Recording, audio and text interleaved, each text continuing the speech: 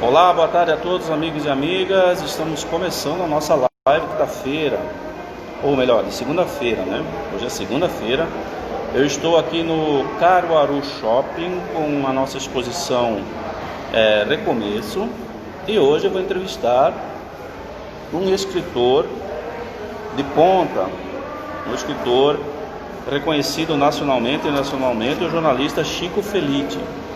O Chico vai estar conosco aqui a partir das 17 horas, ele já chegou aqui.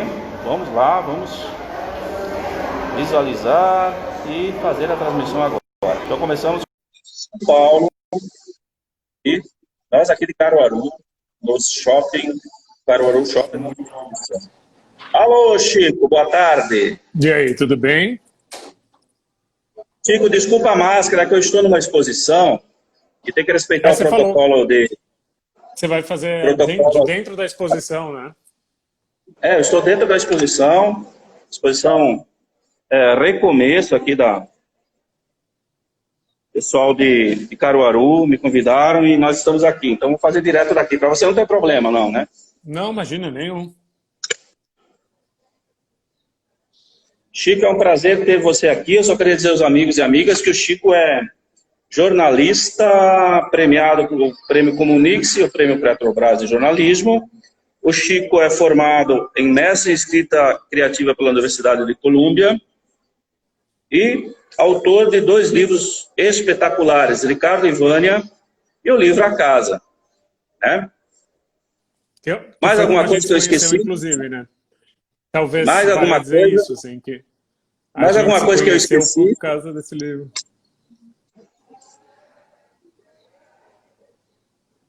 Alô, algo que eu tenha esquecido? Algo que eu tenha esquecido, Chico? Não, é isso mesmo. Na apresentação? Justamente sobre a casa, quando você começou a escrever A Casa, que eu te conheci. Eu já tinha te conhecido antes. Aliás, eu não tinha conhecido você, tinha conhecido o livro, Ricardo e Vânia. Porque eu não tinha associado você ao livro. Agora, depois de um tempo, é que eu associei. Nossa. Chico, eu vou falar um pouquinho de literatura. Você está conseguindo me ouvir bem? Se não me ouvir, você me fala. Tá claro, tá claro. Sobre intelectuais brasileiros, sobre a intelectualidade, sobre como é que anda essa coisa. Antigamente nós tínhamos vários intelectuais, Rui Barbosa, Borges, Thomas Mann, Baldueri, Camus, etc. Como é que anda a intelectualidade mundial e brasileira, principalmente? Eles desapareceram ou estão em outro patamar? Ou essa noção nostálgica do intelectual, ele está no meio do povo? Como é que você vê os intelectuais hoje? Brasil. Acho que a intelectualidade teve uma mudança focal um pouco que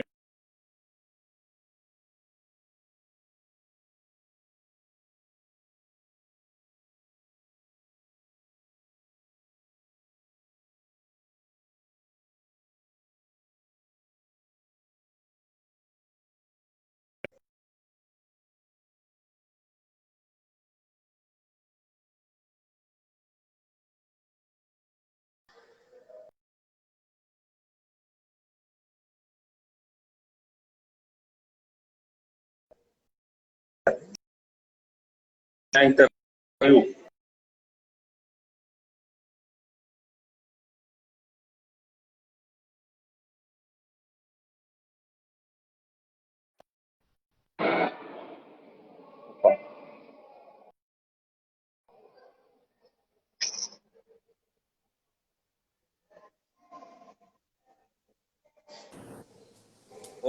voltando. Voltamos. Desculpa. Continue, por favor, do princípio. Você congelou ali, eu deixei de te ouvir e depois caiu.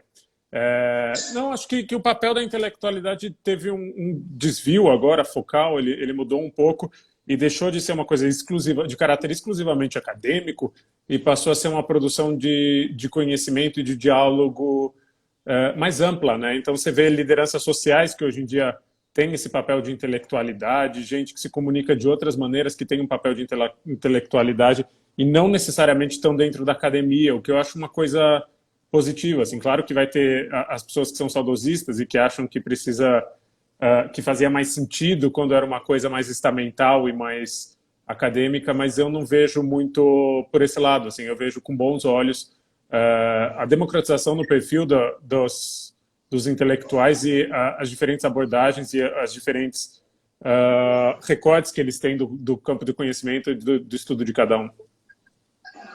Intelectual seria portador de conhecimento, né? Não portador de diploma, no caso. Exatamente, muito bem dito, assim, é isso, assim, não deixou, claro, a academia sempre vai ser muito responsável pela produção do conhecimento, e até por questão de método, questão de financiamento, mas não é só, assim, o diálogo não deve acabar dentro da academia. Mas já é zero minha praia, assim, eu digo que é só chutômetro, porque eu não sou da intelectualidade, e, inclusive não é minha turma.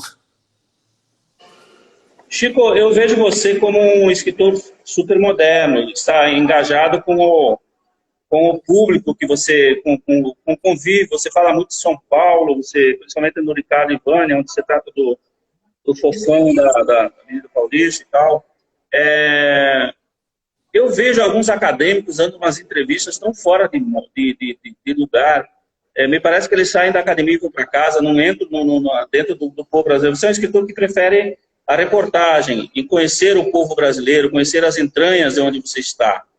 Você se define assim, um investigador do cotidiano, um cronista do cotidiano?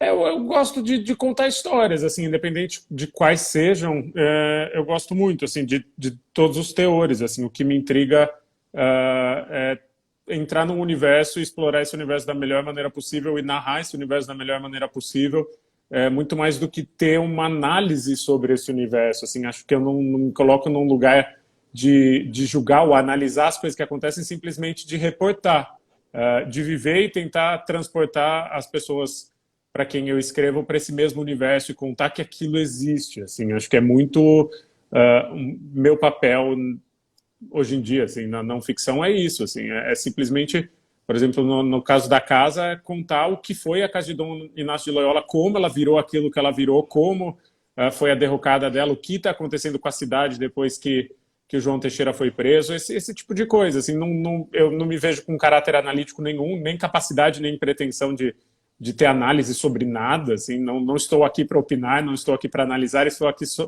para ver as coisas, assim, eu acho que eu sou um bom ouvido, um bom olho e um bom ouvido. Eu gosto de ver as coisas e eu gosto de ouvir as coisas e passar para frente. E quando você escreve, quanto de você está nos seus textos? Eu tendo a achar que nada, né? Mas às vezes dá uma transparecida, assim. Idealmente eu queria que nada tivesse, assim. Eu queria que fosse uma visão cristalina e pura do que aconteceu. Eu queria que fosse só fato, mas é difícil ser só fato, né? É difícil a gente não deixar contaminar um pouco pelo nosso viés, pelo um prisma pessoal. Então, daí eu tento pelo menos admitir quando existe um prisma pessoal e não fingir que a coisa é objetivamente aquilo.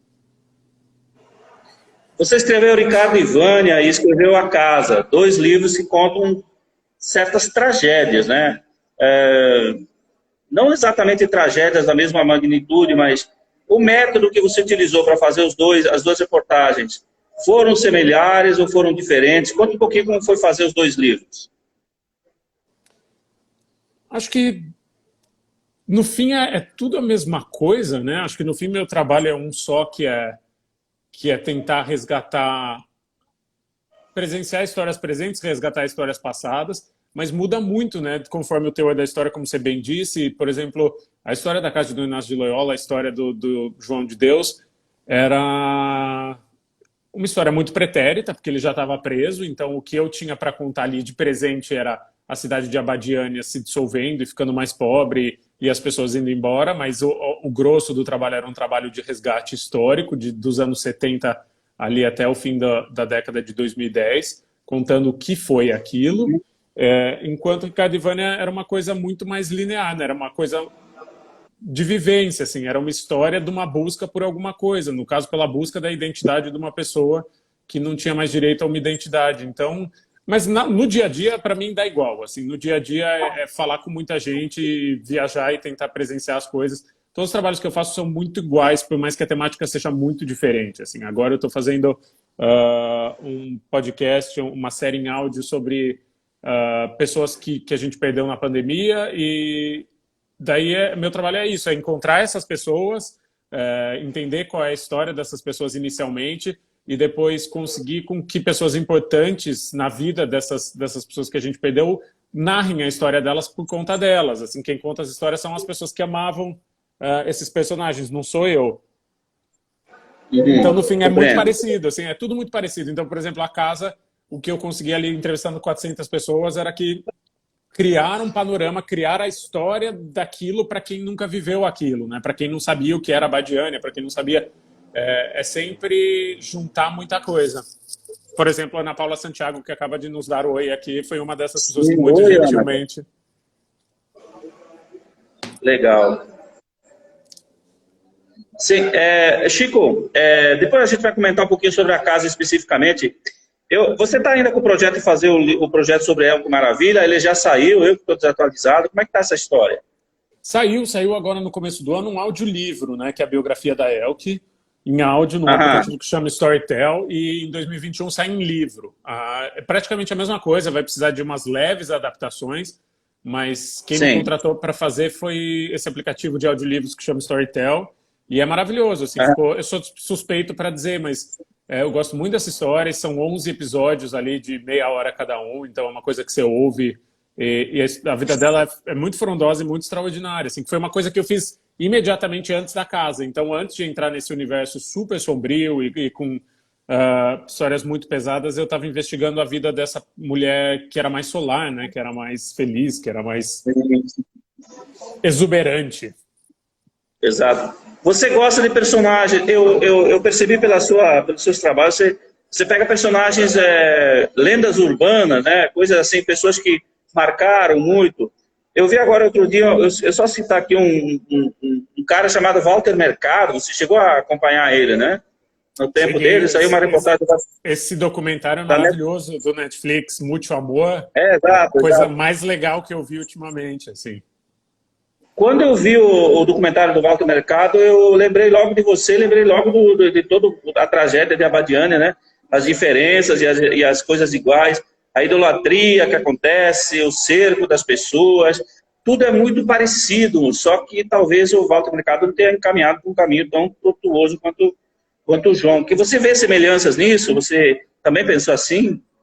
Eu vejo semelhanças em tudo. Assim, o muito maluco é que umas pessoas me escreveram falando: você já viu o documentário do Walter Mercado? Ele me lembra muito a Vânia e o Ricardo, pela coisa das alterações estéticas e do universo exuberante. Mas como você disse, ele também me lembra muito a história do João Teixeira, porque daí entra uma história de fé e de exploração de leve que não é nem muito abordada no documentário, mas o quanto essa pessoa ganhou de dinheiro e as pessoas ao redor dela ganharam de dinheiro explorando a fé alheia, né? O tal do ligue já, assim, enquanto a gente não pagava 0,900 ligando aqui para ter uma consulta com o Walter Mercado, e foi assim que ele fez o grosso da fortuna dele. Então acho que é uma interseção desses dois universos, e eu acho uma história maravilhosa. Assim, quando eu vi, assim, sabe quando dói que não foi você que fez, assim, você gosta tanto que dá uma invejinha branca de ter feito.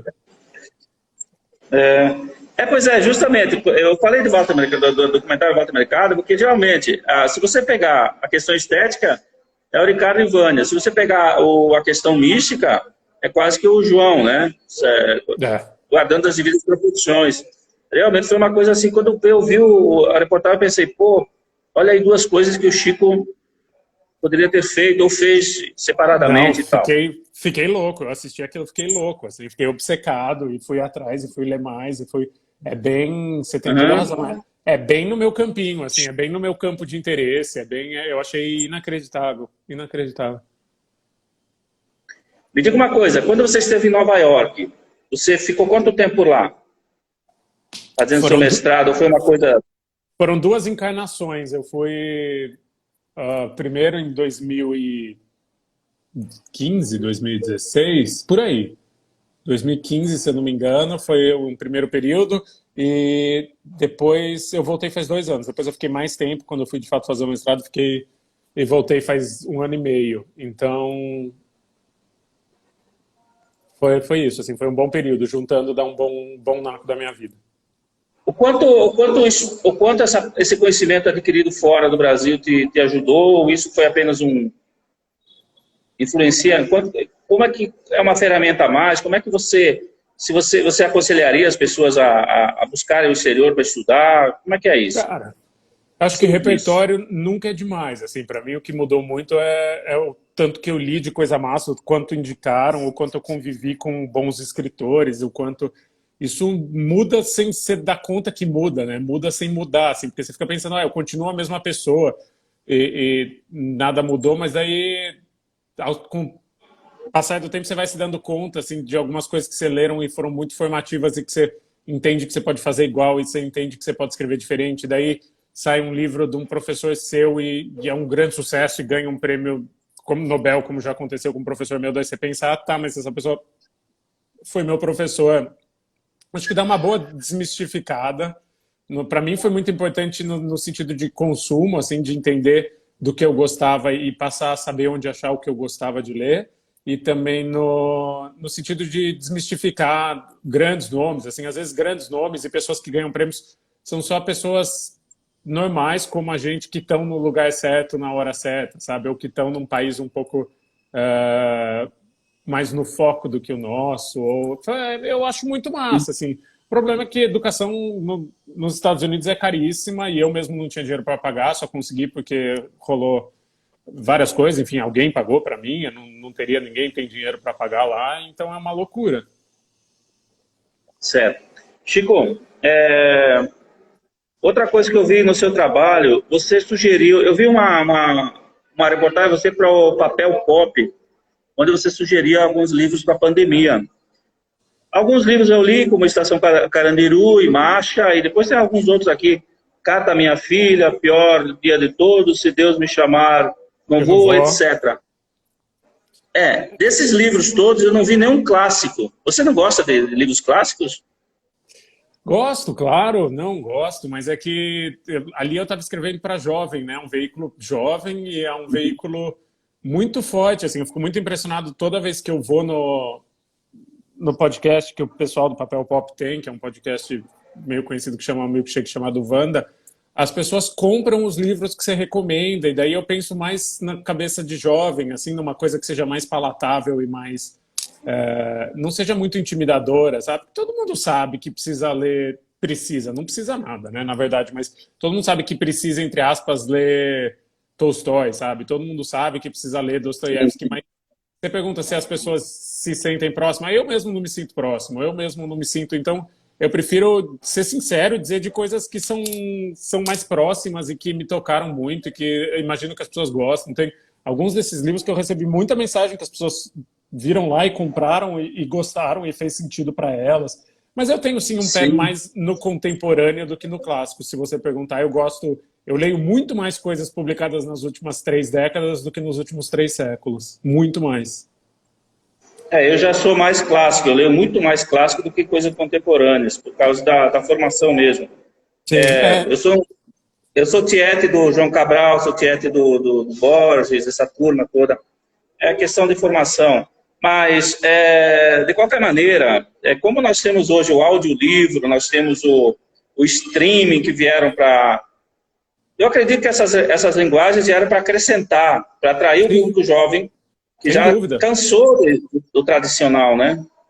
Eu acho Como que é que tem você lugar vê o para todo streaming? mundo. Eu acho que para mim é isso. Uma coisa não é conflitante com a outra. Não existe canibalismo. Tem lugar para todo mundo. E por que não ter mais opção, sabe?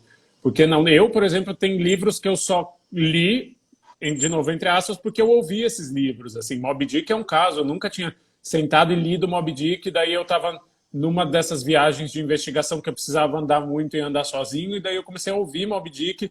E daí eu tinha, sei lá, as 30 horas necessárias para ouvir esse livro e eu ouvi esse livro. Pessoal, eu estou de máscara porque eu estou dentro de um shopping center, numa exposição.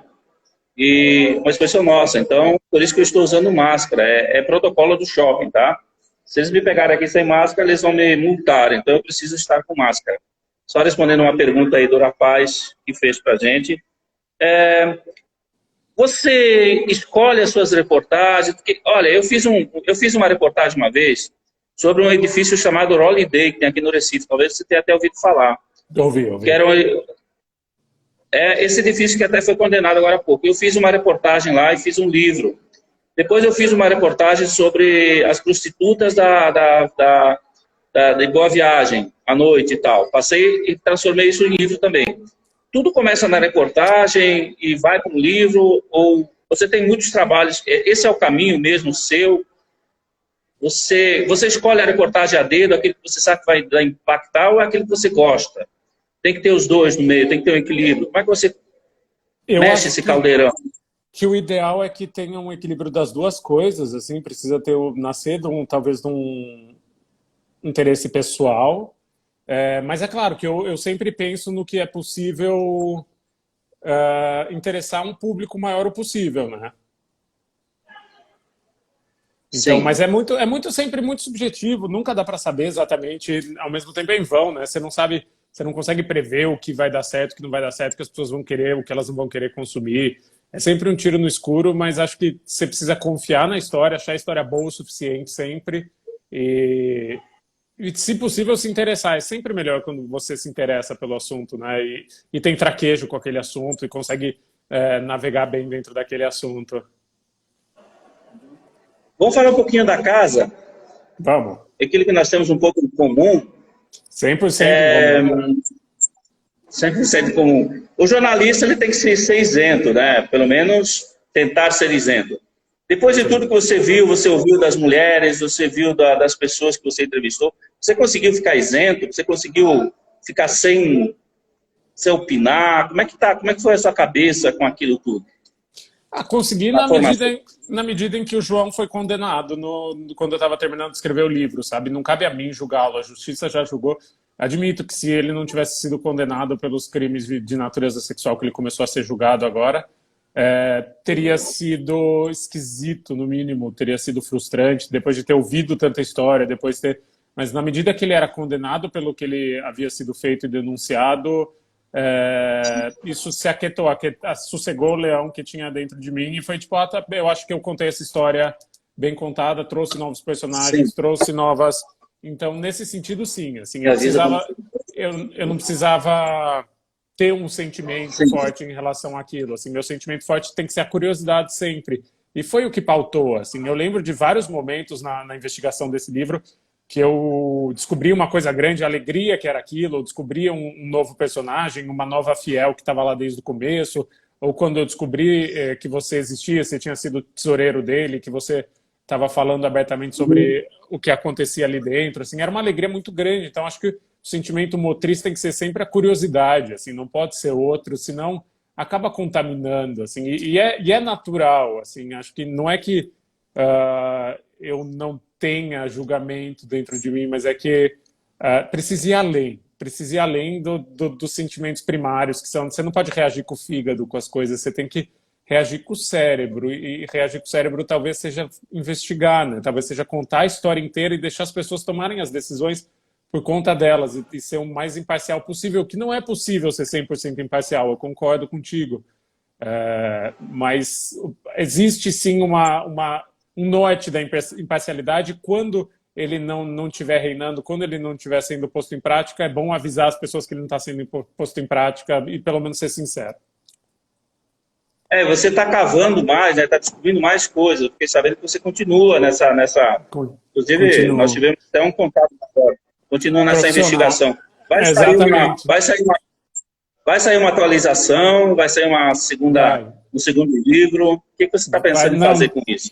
É só uma reportagem. Assim, aconteceu de aparecer uma segunda história sobre a casa de Dona Inácio de Loyola que não estava no meu livro e que pode ser inserida numa segunda edição do livro. Não vai ser um novo livro, vai ser um capítulo a mais, possivelmente, mas acho que devo publicar em breve uma reportagem em algum jornal de uma novidade que ainda não foi contada sobre um outro crime que aconteceu lá dentro que nunca foi contado. Tá. Estar lá durante tanto tempo, como o meu caso faz 2 anos, eu vi aquilo tudo e a gente foi percebendo a queda, né? A queda moral das instituições. Até hoje ainda, as pessoas idolatram ele. Algumas pessoas, inclusive, dizem que eles estão fazendo online agora, né?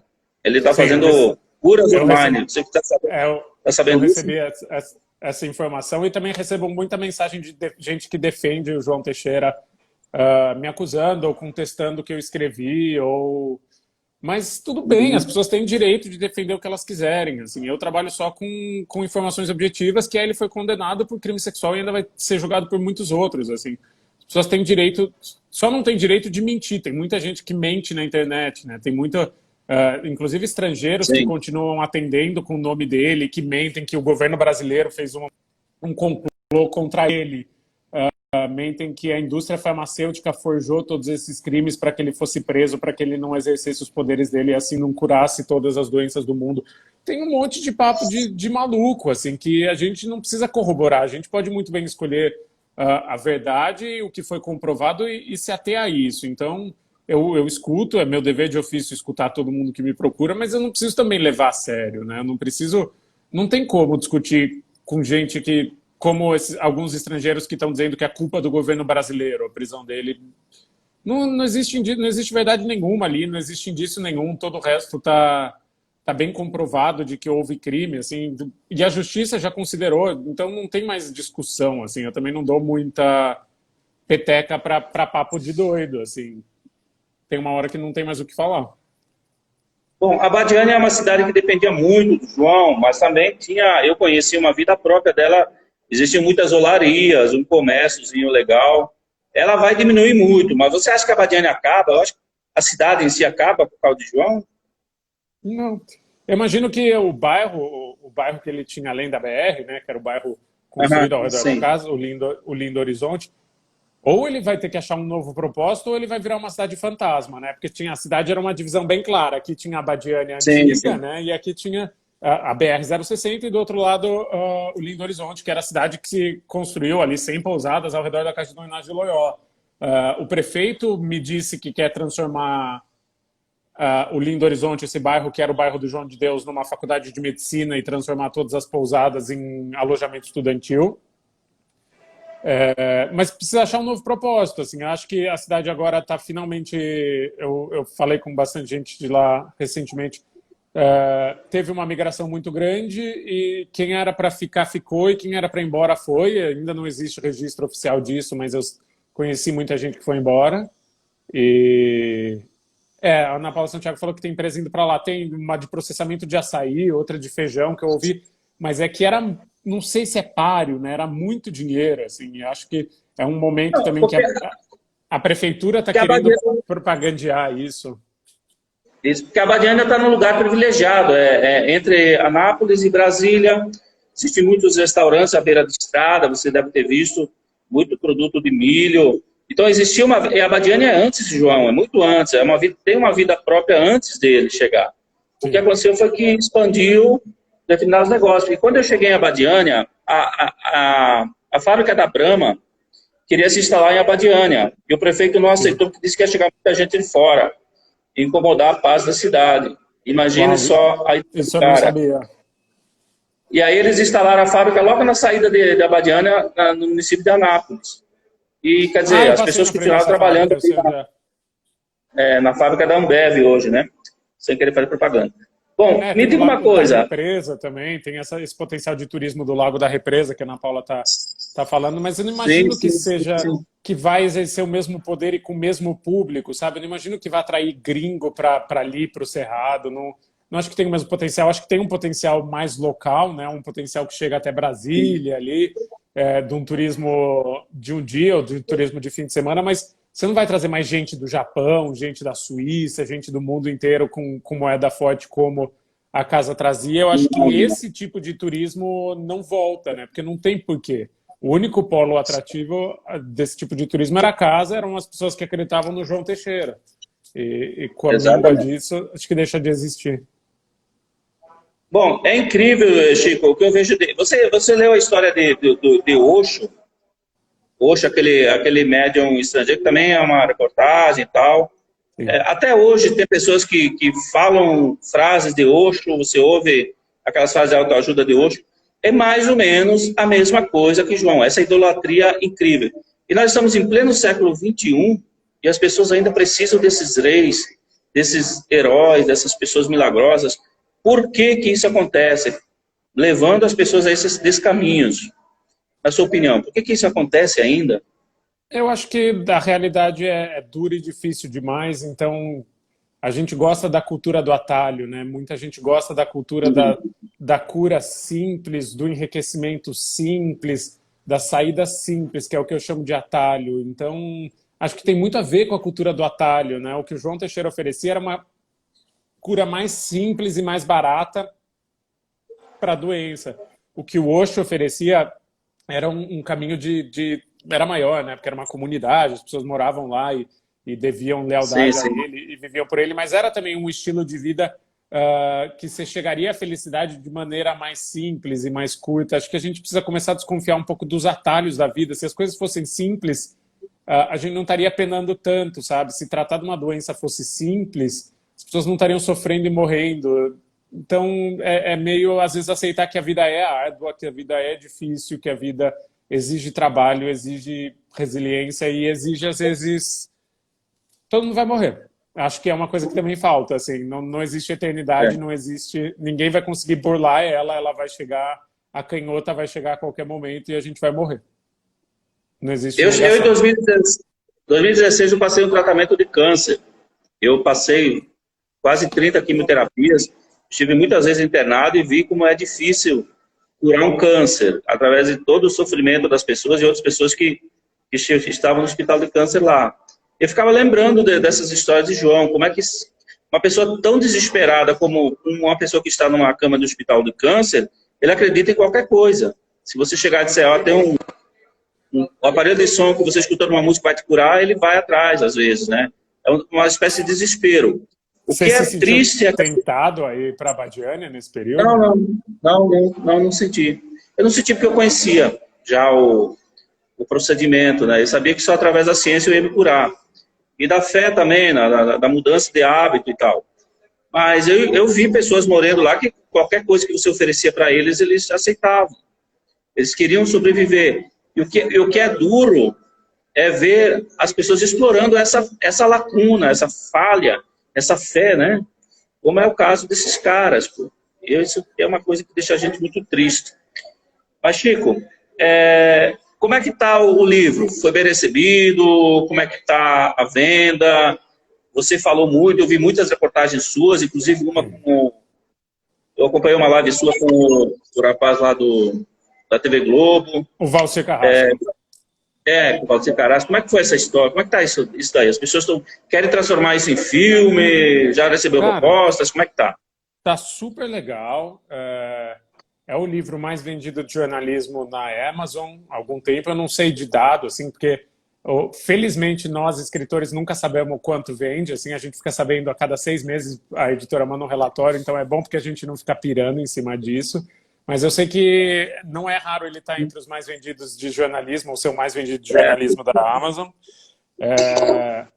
Ainda mais num contexto de quarentena, isso é bom, né? Que as livrarias estão todas fechadas, então está vendendo bem digitalmente. Tem já conversas, muitas, de transformar em série ou em filme. Assim, eu hoje, inclusive, recebi um e-mail, está andando, assim, muito em breve isso vai estar fechado. Mas o que mais me importa, na verdade, não é nada disso, né? O que mais me importa é o relato das pessoas que viveram e das pessoas que fizeram parte daquela história e das pessoas que não foram a público, mas depois leem e se sentem tocadas e escrevem falando, olha, eu não tive coragem de dizer, mas eu também aconteceu comigo e que bom que isso apareceu, que isso foi representado. Eu acho que é para isso que eu trabalho. Assim, e nesse sentido eu me sinto muito realizada porque eu recebi muita mensagem de gente que passou por Abadiânia e mesmo não quis dar entrevista para mim ou depois quis e que me escreveu depois dizendo, olha, que bom que essa história foi contada, ela foi assim que aconteceu e para mim essa é a completude. É bem difícil, né, Chico, você não cair no sensacionalismo com essas histórias, porque é uma história que tem tudo para ser sensacionalista. Como é que você equilibrou isso? Como é que foi equilibrar essa questão?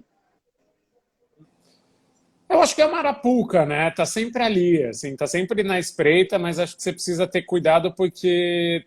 O que é o sensacionalismo? Para mim, o sensacionalismo é uma visão achatada de um fato, né? É um fato que você reduz a uma emoção muito óbvia. Então, vai contar a história de uma morte, por exemplo, essas histórias que eu estou fazendo do podcast de pessoas que a gente perdeu para a Covid. Eu vou querer a filha da senhora que morreu chorando e botar uma música com violino? Não, porque isso é o óbvio, isso é o esperado, isso é sensacionalista, né? E isso é dizer, vamos falar de morte, vamos falar só de tristeza. E as histórias são muito maiores que isso, a vida é muito mais complexa que isso.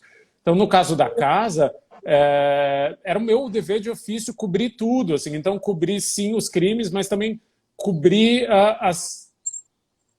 os outros acontecimentos que não tinham ligação com crime. Então, cobrir, por exemplo, que era um aniversário do João Teixeira e da dimensão e magnitude do que era aquilo, como a cidade inteira parava e as pessoas carregavam uns tachos com centenas de hot dog de um lado para o outro, e vinham os famosos, e tinha uma tenda VIP, e até casos engraçados, assim como quando passou a primeira entrevista dele na televisão, no programa do Gasparetto, Terceira Visão, e as pessoas não conseguiam... Ele reuniu algumas pessoas para assistir essa entrevista na casa e não conseguiam ligar a televisão, e alguém falou, não, é porque os espíritos estão muito fortes hoje, a entidade está muito forte, e daí eles descobrem que a antena da televisão estava desligada, sabe? Por isso que...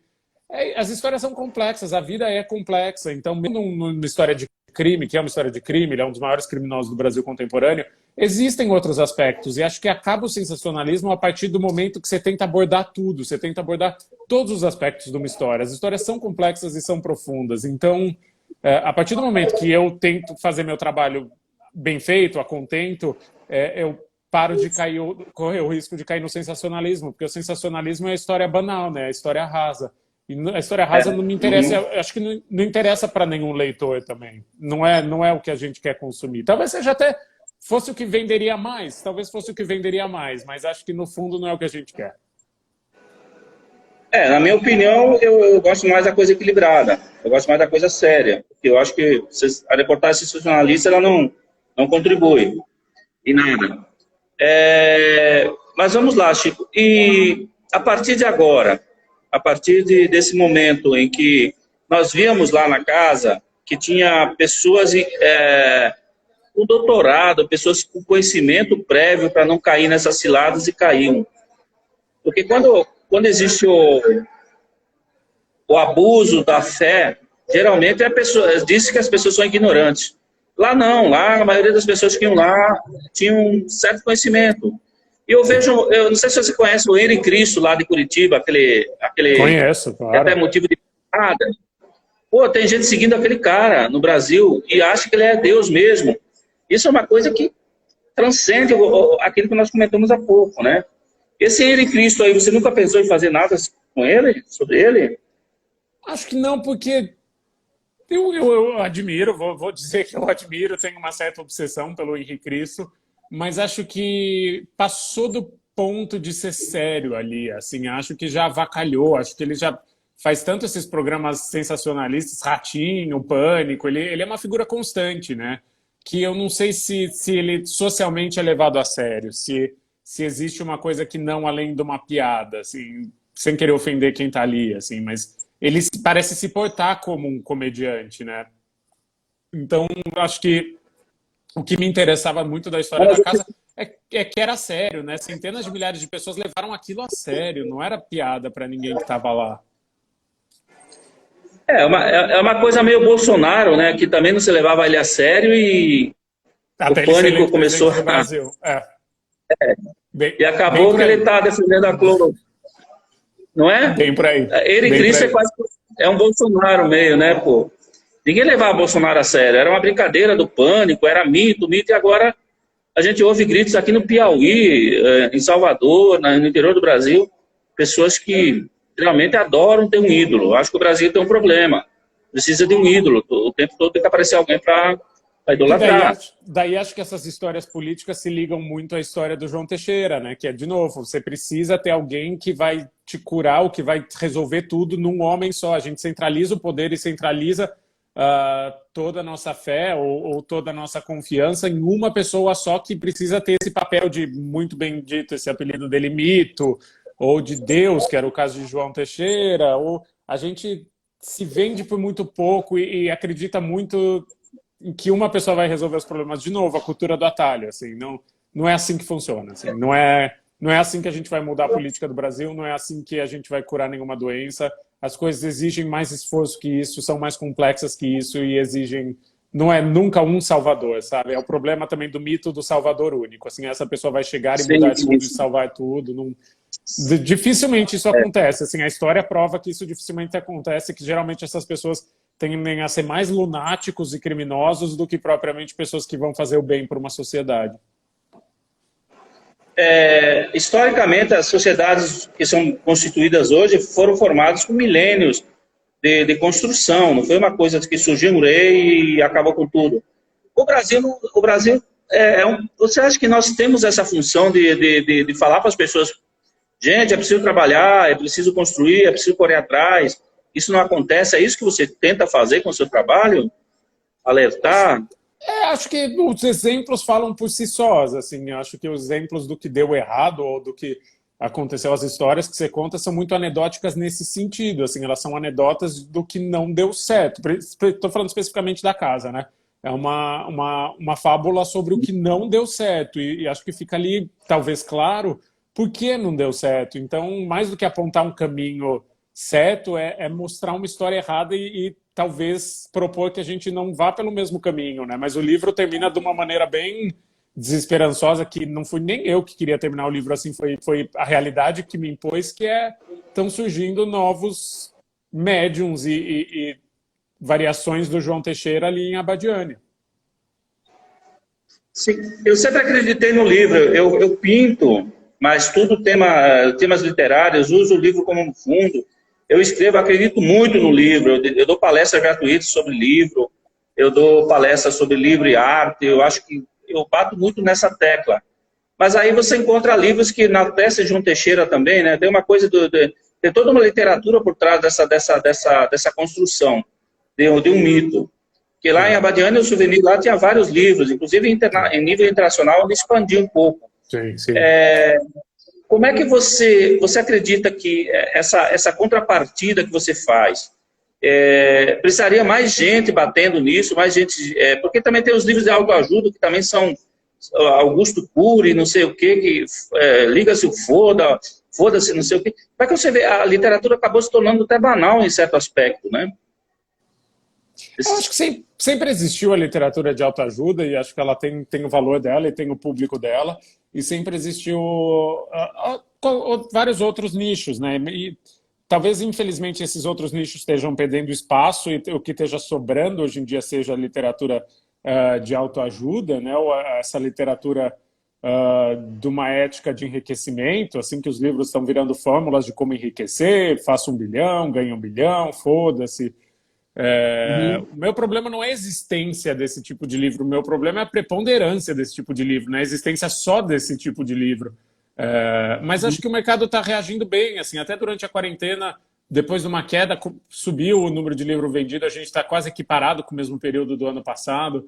Eu tendo a ser um otimista meio doentio, assim, de achar que quanto mais o mundo tiver bagunçado e mais as pessoas tiverem desdém algumas pessoas tiverem desdém pela cultura e pela produção de arte ou de conhecimento, mais as outras pessoas vão se aproximar mais desse universo, né, como uma resposta. Então, mas daí, de novo, eu sou uma poliana moça, assim, eu tendo a ser bem otimista. Eu também, eu gosto de ser otimista, o tempo todo. E acredito muito na escola, enfim, acredito muito na questão básica. Para finalizar, Chico, eu também, o seu tempo é bastante corrido, como é que você vê as questões do Ministério da Educação? Como é que você vê o horizonte do Brasil com esse governo, com essas tendências de racha que nós estamos tendo o tempo todo, que não há uma construção dentro? Como é que você vê, qual a sua expectativa de Brasil nos próximos 10 anos? Continua sendo um otimista? Os próximos 2 anos vão ser um atoleiro completo, tanto simbólico, quanto econômico, quanto cultural. Assim, vai ser o caos, a lama, não vejo perspectiva no aspecto federal, mas espero que isso cause uma reação para evitar que na próxima eleição isso se repita, sabe? Acho que a situação vai se agravar tanto e ficar tão ruim e tão inóspita e tão... que a gente vai evitar de cometer o mesmo erro daqui a 2 anos. E é essa perspectiva que eu vejo. Assim. Então, em 10 anos, espero que a gente já esteja com um governo... E não falo nem de vertente política, não falo nem de centro, direita, esquerda. Eu falo de pessoas que se importam com pessoas, sabe? Eu falo de humanismo, eu falo de iluminismo, eu falo de valores muito mais antigos e muito mais necessários, né? Mas, sei, assim, acho que eu sou um pouco otimista nisso, assim, porque eu não prevejo uma reeleição desse presidente, eu não prevejo uma reeleição desse governo, eu não prevejo... Eu acho que vai ser um sonho ruim que vai ficar para trás, assim. E espero que ele tenha, como uma anedota, né, como uma história de uma coisa que deu muito errado, que ele sirva de lição para alguma coisa. Mas aí, de novo, eu advirto, eu sou meio otimista demais. Cara, eu vou te dizer uma coisa. Eu acredito que você está equivocado. Ele vai se reeleger. Sabe por quê? Ele começou a acenar para o Nordeste, abriu esse bolsa, esses auxílios emergenciais, e o povo mais pobre está nem aí para a política. Ele não quer saber quem é a direita e quem é a esquerda, ele quer saber de comida na mesa. Sim. Isso é que vai reeleger o Bolsonaro. Infelizmente é isso. Mas pelo que a Nós gente estamos viu, longe de ter uma... ele foi sempre muito contra, né, os auxílios, e ele que queria um auxílio de R$200, e foi preciso que o Congresso aumentasse esse auxílio. Eu acho que ele tem um comportamento autodestrutivo que não precisa nem de oposição, ele é a própria oposição. Bem, Eu tomara, confio nisso, eu confio e jogo para o universo.